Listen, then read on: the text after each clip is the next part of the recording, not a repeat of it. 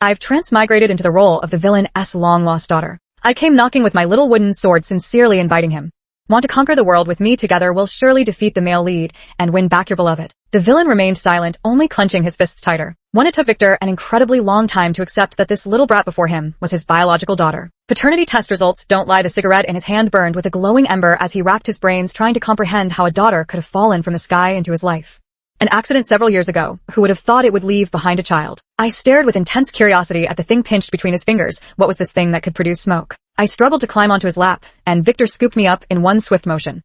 He instinctively moved his cigarette farther away. It was his first time taking care of a child, and he had no idea what I wanted. I called out to him, sweetly flashing my little canine teeth. Daddy. He thought I was about to act spoiled or ask for something. The next second, he heard me say, "What's that in your hand? I want some too." Victor refused, and even put out the cigarette, tossing it far away. I was happy. Stingy. Victor's mouth twitched as he patiently said, "Children can't smoke. I'm not a child. I've lived 2 lifetimes. To think I was once the rarest magical prodigy in a century, yet in this novel, I'm the ultimate villain. I schemed to break the main couple apart, kidnap the heroine, and force the hero to renounce his magic. I was just one step away from killing the protagonist and obtaining ultimate divine power when a bolt of heavenly retribution struck me dead. Now I've been forced into this novel as the neglected daughter of the secondary villain. When I arrived, the story had already reached the epilogue. The main couple had married and even had a son. Poor my useless father, doomed to guard his billions in lonely solitude. Luckily, I'm here now. He's the villain, and so am I. I believe that if we join forces, we'll surely conquer the world. What kind of bullshit male lead? I don't even take him seriously. Victor dug at his ear, not taking my words to heart. Kids are always so stubborn. Yeah, you're not a kid. I am. Then call me Dad, Victor. That little brat. Victor flipped me over to spank me, but I preemptively burst into tears. I yelled at Dad, who hits his child. Isn't a good dad. This shout had an unexpected consequence. It brought people running from outside the room. Victor, what are you doing? Victor's mother, who just heard from the butler about having a granddaughter, came rushing over in a panic. Before even entering the door, the sound of a child's crying could be heard. Victor actually dared to hit her precious granddaughter, that unfilial son. Taking advantage of Victor's stunned state, I climbed off him and toddled toward his mother on my short little legs. Victor's mother saw nothing but an adorable mini version of Victor running over to hug her thigh, and her heart instantly melted. Puffing out my cheeks with teary eyes, I began to tattle. Daddy, Daddy, hit me. Wah. Victor, whose hand never touched me. This little brat sure knows how to tattle. Victor, you hit her on her very first day. Here, does this mean you'll be beating her daily from now on? You're a father now. You must learn patience. Just coax the child a little, and she'll be fine. Victor's mother picked me up in her arms, scolding Victor nonstop with her words, yet her eyes never left me for a second. Almost thought their family line was going to end. Thankfully, a granddaughter suddenly appeared. So adorable, with those big round eyes and rosy little lips. She just asked me to call her daddy, and now it was Victor's mother's turn to fall silent. After a long pause, he finally dropped a line. She's just a child. What's the harm in indulging her if she doesn't know better? Shouldn't you? After his mother left, I happily trotted over to his side again. Daddy, hold me. Weren't you just tattling on me? Though Victor claimed reluctance, his arms had already scooped me into his embrace. I wrapped my arms around his neck and coquettishly pleaded, men, after all, just need a little coaxing. I love you the most, Daddy. My sweet talk made Victor's gaze waver and his ears turn red. Don't let it happen again. Just then the assistant walked in. Mr. Vance, this is an invitation from the Sterling family. Next week is their young master's birthday banquet. I pricked up my ears to eavesdrop. The Sterling family wasn't that the male lead's company. Adding insult to injury, they already had a child, yet still invited the lovelorn villain to witness the fruit of their love. I looked at him, sympathetically standing on tiptoe to pat his head. How pitiful. For some reason, Victor felt like he was being treated like a dog. Back when his family had a golden retriever, he used to pet it just like this. What's with that look? Victor pinched my cheek, clearly puzzled. I didn't answer his question. Daddy, do you want to learn magic? Victor's assistant, has she lost her mind? The room fell silent instantly, leaving only me chattering away as I enthusiastically explained my grand ambitions to the two of them. As long as you master magic, the two of us can join forces to conquer the world. The Sterling family, the Jones family, we could wipe them out with a wave of our hands. Then you can trample the male lead underfoot and reclaim your beloved. My assistant hesitated beside me, tugging at my sleeve, but I shook them off. I didn't notice at all how the person before me was growing increasingly furious. What nonsense about fate, what predestined matches, it's all just lies meant to deceive ordinary people. Even if there's just a sliver of hope, we must learn to resist. By the way, they also have a child. If you can't bring yourself to do it, Dad, don't worry, I can. I patted my chest reassuringly, telling him to leave it to me. When the time comes, give him a knife and a piece of candy and let him choose one. If he chooses the knife, it means he has murderous intent. That child must not be spared. If he chooses the candy, it means he is deeply cunning. That child must not be spared either. If he chooses both, it means he is greedy. This child must not be spared. If he chooses neither, it means he is rebellious. This child must not be spared. I spoke with great conviction, but the two of them remained eerily quiet. Something off, something very off. Why do I feel a chill running down my spine? I instinctively rubbed my buttocks, unsure why they ached. When father hadn't he struck me just now? Looking up, I saw Victor staring at me with a sinister gaze. A bad premonition flashed through my mind. Someone was out to get me. Victor lifted me up with one hand, as if I were a helpless chick. An assistant brought over a rolled-up magazine from the side and presented it with both hands. Mr. Vance's children's values must be cultivated from an early age, otherwise they'll grow up crooked. I scoffed at these words and said disdainfully, I'm going to rule the world. What I say goes. Your daddy's subordinate, which means you're my subordinate. Two subordinates must obediently follow their boss's orders. Is that so? Victor's sinister voice came from behind. That day my dream of ruling the world was shattered. Victor asked me, while fighting, still want to rule the world? Of course, I would never yield. Nothing could shake my resolve. Since father shows no mercy, don't blame me for being ruthless on the battlefield. There are no fathers or daughters. I stretched out my hand and commanded, sword come. 1 second passed, nothing came. 3 seconds, still nothing. 10 seconds, yet nothing. I looked down and saw my little wooden sword lying quietly on the table, not far away. As if saying to me, I'm going to sleep first, do as you please. Then not only did my little wooden sword refuse to come, but Victor also kicked it even farther away. My darling, my heart aches. I miscalculated. I'm just an ordinary person now, and my sword has turned into a plain little wooden one. In the end, Victor threatened the little wooden sword's life, forcing me to temporarily abandon my dream. He asked again, what is your dream? To are you Luo? No, I mean to become a model citizen. 3 in the evening, Victor read me a bedtime story to keep me from bothering him, so he could sleep. After I fell asleep, he left the room, opened his phone, and sent a message to his assistant. How can I get Luna to stop bothering me? The kid's energy was too overwhelming. He was barely keeping up. She kept running around the house with that darn sword, one moment talking about flying on her sword, the next about seeking vengeance. Just entered a school, she'll be too tired to make trouble when she comes home, and the young miss is already at the age for kindergarten. Victor found this reasoning sound and promptly arranged for me to enroll in a top-tier private kindergarten overnight. The children of Chairman Smith, Chairman Jones, and Chairman Brown all attended here. The protagonists of billionaire romances, sweet love stories, chasing the wife to the crematorium tropes, and childhood sweetheart novels all gathered in this place. I reluctantly got out of the car, and Victor handed me over to the teacher. Study hard, don't embarrass me, oh. The teacher led me forward. When I turned my head, I saw a mini version of a domineering CEO pressing a mini version of a young lady against the wall, his face flushed red. I with you, oh ho. Turns out this little CEO was missing his 2 front teeth, making his speech lisp. The mini young miss smirked slyly and lifted the mini tycoon's chin. I don't like people who lisp, declared the mini tycoon, whose tender heart was utterly crushed as he ran out with snot and tears streaming down his face. Wah, I hate you, how disgusting. Walking further ahead, she saw the aloof little male lead quietly reading at his seat. The spoiled little heroine walked over, snatched his book, and threw it on the ground. She scolded him, stop pretending. The aloof little male lead was shocked. This was the first time anyone had ever accused him of putting on airs. She asked, so special, unlike anyone else's. Heart raced as he blushed and stepped forward to tightly grasp her hand. He stammered awkwardly, thank you. The spoiled little heroine retorted, you're insane. The little young master's eyes sparkled with admiration, utterly enchanted. The spoiled little female lead never expected to encounter such a lunatic at school. She shook off his hand and ran away. The aloof little male lead chased after her, declaring his affection and asking if she would be his girlfriend. In his heart, he was already planning to tell his parents he wanted to marry her when he got home. Not far away, the mini version of the enchantress was flirting left and right, surrounded by admirers. Little male lead 1, Xian, only like me, okay? Little male lead 2, sister, don't abandon me, I'll do anything. And then that's Sundra. Little male lead 3, I 1, T like you, forced affection, ISNT, sweet. You say that, but you seem pretty willing, holding hands with her fingers intertwined. The female lead, didn't he force you? I sighed silently, so childish, always talking about love and romance. What future could they possibly have when they grow up? For teacher, I think I dropped my hairpin on the way here, could you help me look for it? I looked at her with pitiful eyes. No problem, I'll go right away. After the teacher left, I smirked triumphantly. Your king has arrived, come and greet me. I walked to the center of the podium, deliberately coughed twice, with feigned solemnity, drawing all eyes in the room toward me. Do you want to rule the world? Children are naturally curious, and the classroom instantly fell silent. Even the mini version of the little queen abandoned her admirers and rushed over. Her eyes sparkled, rule the world, really? Of course, these poor protagonists had no idea their fates had already been predetermined. Do you know about novels? Actually, this world is one giant novel. You're all just predetermined male and female leads or cannon fodder villains. No matter what you do, can't resist fate. I pointed at the well-behaved billionaire heiress in the corner. You're the billionaire heiress with a vast fortune, yet you let a poor boy into your home, like a wolf in sheep's clothing, bankrupting your family. After the poor boy makes it big, he imprisons you to take revenge, gouges out your eyes, and cuts out your kidneys.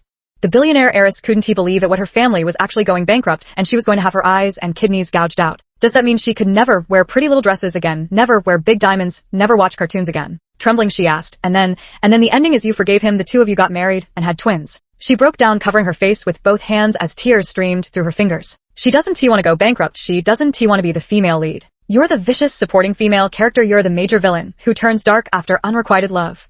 Everyone already knew their own fate. What a pitiful bunch. Fellow sufferers in this world need not have met before to recognize each other as plight. Sigh, I was so close, just a tiny bit more, and I could have killed the male lead. That despicable scoundrel, no, that despicable fate couldn't take it, and just struck me dead. Before I died, it even had the nerve to say you're just a stepping stone for the main couple's ascension. Stop struggling in vain. Screw your stepping stone, your whole family are stepping stones. You're the one who deserves to die. Are you willing to be manipulated by others? I passionately lectured these protagonists about the cruelty of the world. They shouted, we refuse, since you know so much. Do you have any way to help us escape our fate? A group of children stared at me with shining eyes as if I were their savior at this very moment. I cleared my throat, lightly leaped onto the table with both feet, and patted my chest. I was actually a magic user in my past life, magic the kind where you wave a wand and go whoosh whoosh. But I was betrayed by villains and ended up here. I'm certain it was fate sending me to save you all. I laid out such a convincing analysis for them that we drafted a rebellion plan in no time. Step 1 of the rebellion: escape kindergarten. Absolutely not, because I have ulterior motives about skipping school. Brothers and sisters, let us escape. The children raised their chubby little hands in response. Yes, boss. That's right. In less than half a day, I had already become their leader. As expected of me, my charisma is truly unmatched. By the time the teacher returned, the sky had fallen. The entire classroom was empty. Life is long, but she had already seen its end. 5 in the end, we were still caught and brought back. Victor led me home with a grave expression. He thought sending me to school would settle me down, but he never expected I'd be so capable. On my very first day, I caused chaos at the kindergarten. The teacher complained to him, accusing me of inciting all the children to escape, saying things like my fate is my own to decide, and we refused to be some damn protagonists. The entire class became my little followers, swearing to follow me to the death. The teacher hinted that he shouldn't let the child read so many fantasy novels. Better have the child read more proper books. Victor hung up the phone and looked at me curled up in the corner. Step by step, he approached me, grinding his teeth and saying, you've got some nerve daring to incite classmates to skip school. No way, he's not going to hit me. Is he seeing that rolled up magazine about to make intimate contact again? I quickly wrapped my arms around his thigh. Tears welled up instantly. Daddy, I'm sorry, I was wrong. I'll never dare again. Please forgive me just this once. Victor couldn't withstand my coquetry. His hand holding the magazine paused as he cleared his throat lightly and patted my head. Don't let it happen again. Truthfully, he just wanted to scare me a little. He never actually intended to hit me. Who could resist when his precious daughter was this adorable? But while I escaped a spanking, I couldn't escape studying. That very night, Victor pinned me down in the study and forced me to read literary classics. I pouted. Daddy, I don't want to watch. Victor sneered, picking up my fantasy novel in his hand. If you don't watch, I'll tear them up. No, I'll watch. Don't tear my precious books. 6 today, Dad dragged me to attend a banquet. Yes, it's the birthday party for the male and female lead's child. Speaking of which, he is a few months younger than me. As expected, he'll inherit the mantle and become the male lead of some novel in the future. Not long after entering, a man and a woman walked over, watching me obediently held in Victor's arms. Oh my Vic, where did you kidnap a kid from? The man reached out to touch me as soon as he finished speaking, but Victor blocked him. So stingy, won't he even let me touch her? Victor grinned from ear to ear, yet pretended to be aloof and proud as he declared, my daughter. On the surface, it's introducing identities, but in reality, it's implying I have a daughter and you don't, and only I can touch my daughter. The man muttered under his breath, so stingy, as if anyone doesn't have one. My boy, isn't bad. Either then why are you still staring at her? The man argued back, can't I just admire her? Victor held me with one arm while using his other hand to tuck my head against his chest, refusing to let the man see me. How childish, 2 grown men stubbornly fixating on this issue, like immature kids. I turned my head to quietly observe them. Both soon deduced their identities from their conversation. The male lead Ethan and female lead Isabella. How come these 3 are so close? Doesn't the male lead mind how father tried to steal the heroine from him before? And also, whereas the promised domineering CEO male lead and the scheming villain, they look so childish. I tilted my head and widened my eyes, feeling extremely curious. Who would have thought this casual movement would make the 2 people across from me find me adorable? Ah, so cute. Good baby, let me hug you, okay?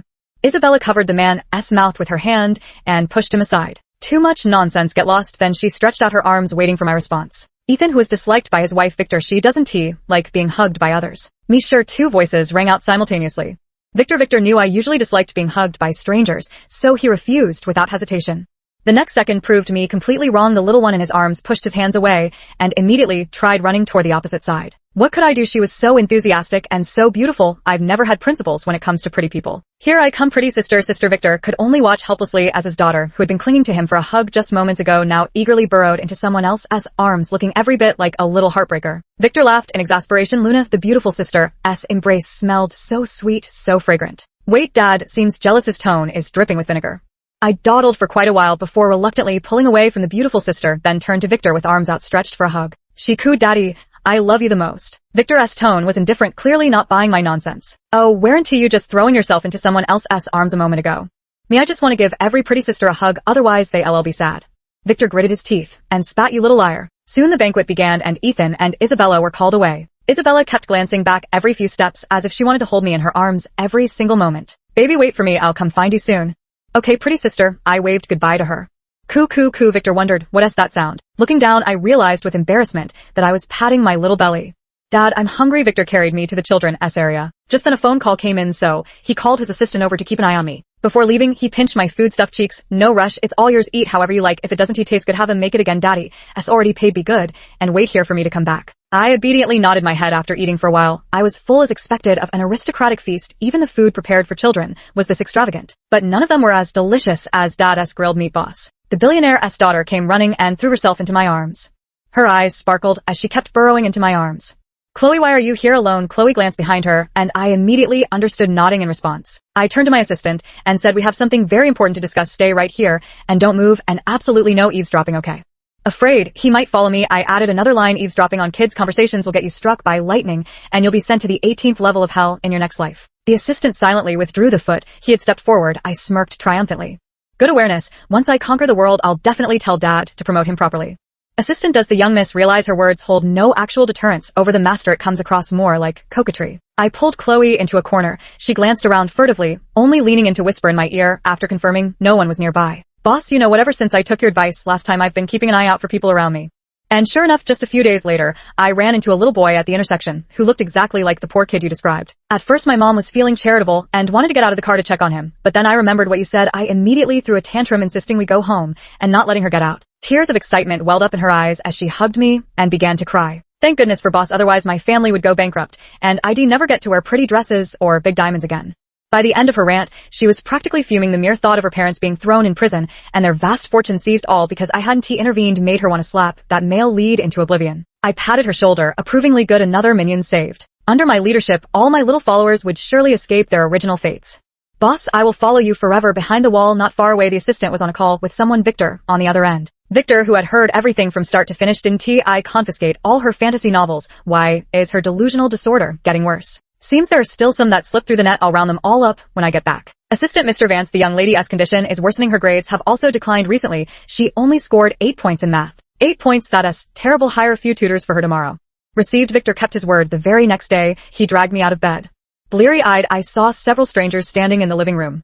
A bad premonition flashed through my mind the next second. Victor's 38-degree mouth uttered words colder than minus 38 degrees. This is the tutor I hired for you. If you fail your next exam, I'll confiscate your phone. My eyes widened in shock. What, even the villain's daughter gets forced to study? I'm the boss. Bosses don't need to learn math or English. Daddy, no use acting cute. In the end, I reluctantly followed the tutor back to my room. The teacher was chattering away beside me, making me drowsy. The teacher asked me, Miss, do you understand this question? Propping my head with both hands, I answered perfunctorily, I understand. Truth be told, I hadn't listened at all, and had no idea what she was talking about. Life is too short, why torture yourself with math? I'm a genius, but geniuses don't study math, we only do magic. The teacher kept lecturing, then turned to see me sitting there fast asleep. She tried to wake me up. Miss, wake up, she said, only to hear me reply, teacher, I'm going to sleep now. Let us end the lesson here today. Teacher, I immediately flopped onto the desk and fell asleep. The next second, someone yanked my ear. Luna. Damn, caught red-handed, no sleeping with my phone tonight. I tried to salvage the situation. Dad, it's not what it looks like. I was totally studying properly. Oh, is that so? I nodded vigorously. Victor picked up the homework notebook from the table, pointing at the saliva stains, and demanding then explain what this is. That's the teacher's drool. Clearly, he wasn't buying that excuse. After sending the tutor away, only the two of us remained in the room. I thought my little bottom was about to suffer again, but to my surprise, Victor simply took over the teaching duties in silence. Come here, I'll teach you, Victor. You can't hit children. The more you hit them, the more rebellious they become. Half an hour later, Victor regretted it. Maybe he should just give her a smack after all. Victor was so angry, smoke practically rose from his head. He silently repeated to himself, I'm not angry, I'm not angry. She's my own flesh and blood, can't abandon her. She just got the problem wrong, not her whole life wrong. In the end, Victor was the only one who got hurt. Meanwhile, I heartlessly scribbled all over my notebook without a care. He roughly tousled my hair, as if this was the only way to vent his frustration. Why didn't you inherit my high IQ genes, but instead got this carefree attitude?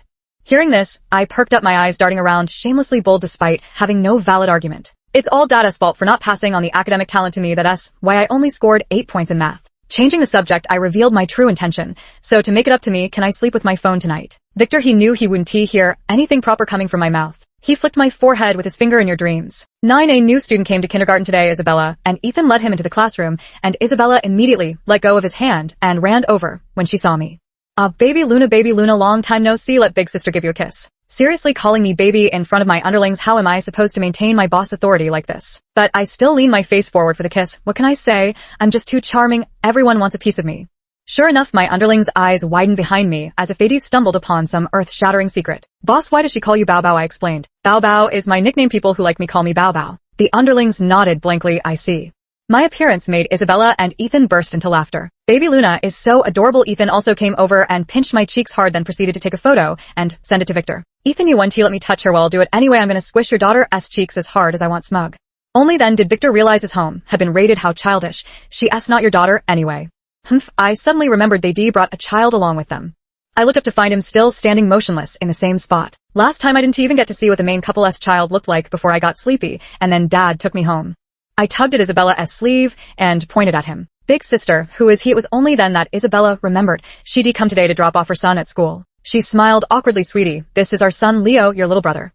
He has reached school age, so we thought we'd have him attend the same kindergarten as you. It's a perfect chance to see more of our darling. Truthfully, they just wanted more opportunities to kidnap me home for extra kisses. Normally Victor keeps them at bay, leaving them absolutely no openings. How stingy. Leo blushed as he greeted me. Hello. I hugged him and promised Isabella that I would take good care of him. Oh sister, I called out to stop her. Can Leo come to my house tonight? I want to play with him. Isabella agreed without hesitation. Of course Leo, you'll go home with your sister today, and I'll pick you up tomorrow, okay?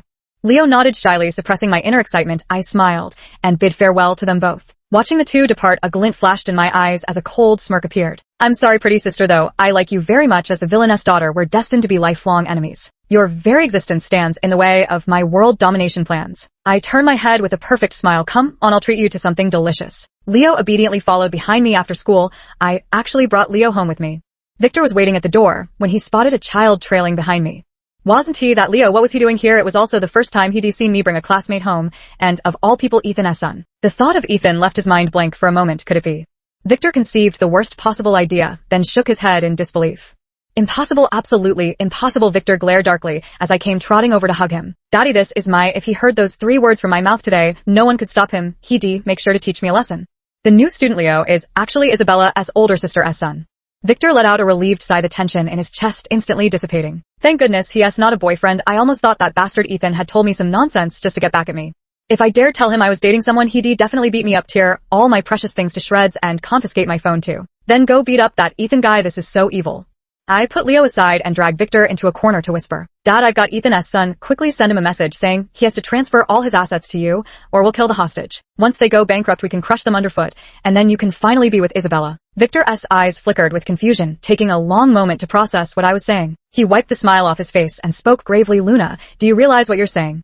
Of course I do. Don't you like Isabella, but can't compete with Ethan now that I've kidnapped his son? This is the perfect opportunity. I grew louder with each word, completely failing to notice Victor's face, turning darker than the bottom of a pot. We fantasized about bankrupting the male and female protagonists in the future, then joining forces to rule the world. It was only then that Victor realized I had never forgotten my original plan. Guess I didn't get hit enough. Victor had the butler take care of Leo before dragging me back to my room and locking the door. I backed away in terror, covering my butt with both hands. Dad, what are you doing? Was I wrong? Victor gritted his teeth. Right, you're absolutely right. So now I'm going to properly reward you. He emphasized the word reward with particular weight. Downstairs, Leo obediently ate the meal prepared by the butler. Oh, don't hit me, Dad. I was wrong. I'll never dare again. He looked up and asked the butler if he had heard any strange noises. The butler gave a solemn glance upstairs, then shook his head. It's nothing. The young lady is watching TV upstairs. Please continue eating, young master. 11 the next day, Victor told Ethan and Isabella about the incident. The two of them couldn't stop laughing. Oh my little baby, why are you so imaginative? Kidnapping and ransom. That's just hilarious. That's when I realized there was never any of that. He loves her, she loves him, she doesn't. He love him drama to begin with. The 3 of them grew up together since childhood, with Isabella and Ethan being childhood sweethearts who were deeply in love. Victor and Ethan always enjoyed bickering with each other, and since the 3 of them were often together, rumors eventually spread about 2 men fighting over 1 woman. The moment I learned the truth, I was utterly humiliated. Just thinking about the stupid things I'd done made me want to crawl into a hole and disappear. To make matters worse, Victor blamed it all on my beloved novels and declared that if I failed math again, I'd have to say goodbye to them forever. Helpless, I could only sob while doing my homework. By the end, I gave up completely. Tear them up. If you must, I'll just buy new ones anyway. Victor's ghostly voice came from behind. If you don't finish it, I'll freeze all your cards. No, I had no choice but to pick up my pen and resume my homework, then silently cheer myself on. Come on, Luna, you can do this. Nothing can defeat you. Go for it. 12 the days that followed were uneventful. Every time I dreamed of world domination, Victor would appear out of nowhere and toss a math workbook at me. And left with the words, no TV until you finish writing.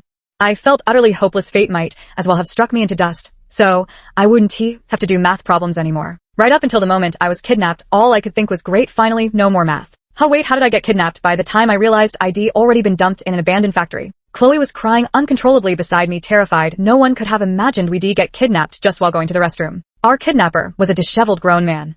100 possible reasons for our kidnapping were already racing through my mind. In the end I concluded he wanted money. He approached Chloe, his eyes brimming with madness. Why didn't you get out of the car? To save me, why? Chloe's face turned pale, completely unaware of what he was talking about. She stammered nervously, I don't know what you're talking about. The man's face twisted with fury. Don't know? How could you not know? If it weren't for you stopping your mother from getting out of the car, I would be the son of a billionaire. Now I wouldn't have been captured by those two lunatics. Do you know what they did to me? They beat me at the slightest provocation. The moment I showed any resistance, they whipped me. I was treated like a dog, ordered around at their whim. Why do you get to live so well while I suffer nothing but humiliation? Everything you have should rightfully be mine. Only then did the two of us realize this madman before us was the male lead from Chloe's original story. But why is he an adult now, when he should be the same age as us? The man saw what we were thinking and burst into mad laughter. The laughter was like the howling of ghosts and wolves, sending chills down our spines. He looked at us, as if we were already dead. You must be wondering why I'm so much older than you. Well, it's because from the future, thankfully, heaven had eyes and gave me a chance to return to the past. As he spoke, he viciously yanked Chloe's hair, his tone sinister. Why didn't you save me? Weren't you supposed to take me home and fall in love with me? Even if I bankrupted you, you'd still stay with me, right? He asked again, unwilling to accept it. Why? I was afraid he would hurt Chloe, so I shouted, you bastard, let her go. A toad lusting after a swan's flesh. Look at yourself. Are you even worthy? Your suffering has nothing to do with her. If you hadn't been greedy for wealth and deliberately waited at her doorstep for her to save you, you would run away long ago. Only then did he remember I was still there. He released Chloe and strode toward me, pulling out something reflective from behind his back. It's the knife. I almost forgot about you. If I remember correctly, you're the one who said something to make her stay away from me. This is all your fault. You deserve to die. My whole body trembled. Am I really going to die? Actually, I still really want to live. Without me, Dad would cry himself to death, and Sister Isabella would be heartbroken too. And my little followers will save them if I'm gone. If I can survive this, I swear I'll do math problems every single day. Someone save me. The blade was about to pierce my body. The air was split by an arc of light. As a sword flashed, the man stared in disbelief at the gaping hole in his chest. Mom, I'm coming. It's my soulfire sword. I take back what I said about doing math problems every day. 13. Victor's face darkened ominously. How dare they kidnap Victor's daughter? They're asking for death. When the group arrived at the abandoned factory, before they could even push open the door, they saw a sword fly inside. That's right, a flying sword. When Victor pushed the door open, he saw me cuddling with the soulfire sword. The kidnapper lay lifeless on the ground. Eventually, Victor had no choice but to accept the fact that I might actually know magic. It wasn't from reading novels that I got the idea of world domination. I genuinely had that thought. That little wooden sword wasn't a toy, but a real blade. Mommy, I missed you so much. Your baby is amazing, right? I sensed you were in danger and flew here instantly. Mommy, praise me quickly, mommy. Victor held me in his arms while I clutched the shrunken soulfire sword. Dad, see, I wasn't lying. I really can use magic. Victor gave a helpless smile. Then can you teach your dad magic? Of course. What do you want for dinner tonight? I thought for a moment I want to eat the barbecue Dad makes. Alright, I'll make it for you when we get home. The end.